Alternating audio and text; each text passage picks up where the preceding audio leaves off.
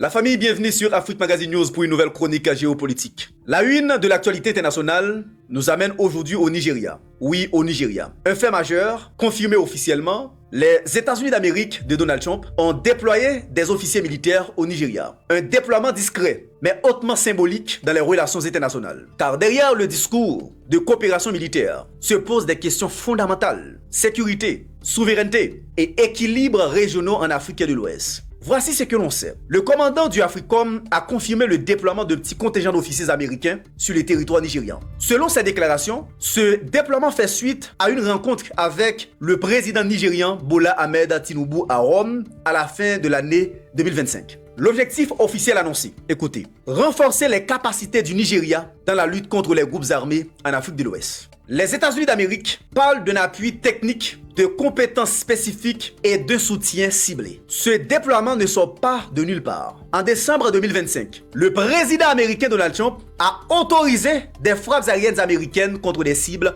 au Nigeria. Washington accuse Abuja de ne pas protéger suffisamment certaines populations civiles, notamment chrétiennes. Dans ce contexte, le Nigeria a été classé comme pays particulièrement préoccupant par le Congrès américain sur la question des libertés religieuses. Une désignation lourde d'essence, n'est-ce pas? Souvent utilisée comme levier politique et diplomatique par les États-Unis d'Amérique. Le gouvernement nigérien a fermement réagi. Abuja rejette toute idée de génocide religieux.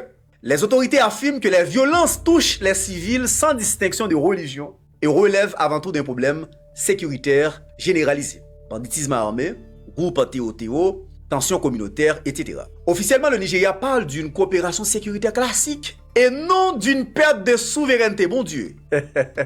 Mais sur le plan régional, la situation interpelle. Le Nigeria est souvent présenté comme le pilier militaire de l'Afrique de l'Ouest. Un pays qui donne des orientations, qui influence les décisions régionales, notamment au sein de la CEDEAO.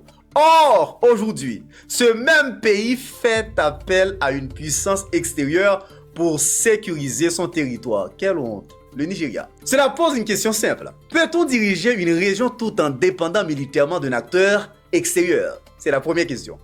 La comparaison avec les pays de l'Alliance des États du Sahel, AES. Dans le Sahel, la coopération sécuritaire existe, mais la conduite des opérations reste largement assurée par les forces locales.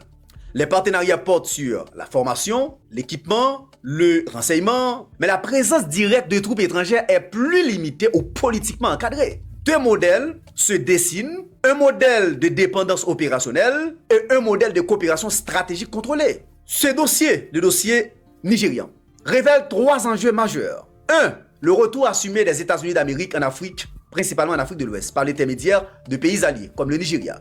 2.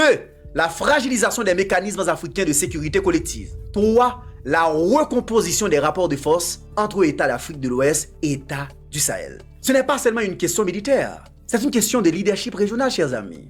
En résumé, le déploiement américain au Nigeria marque un tournant stratégique sur le plan géopolitique. Il révèle les limites actuelles des dispositifs sécuritaires nationaux, mais aussi les choix politiques faits par certains États face à l'insécurité. Comprendre les faits, le contexte et les intérêts en jeu permettent d'éviter les discours simplistes et les manipulations.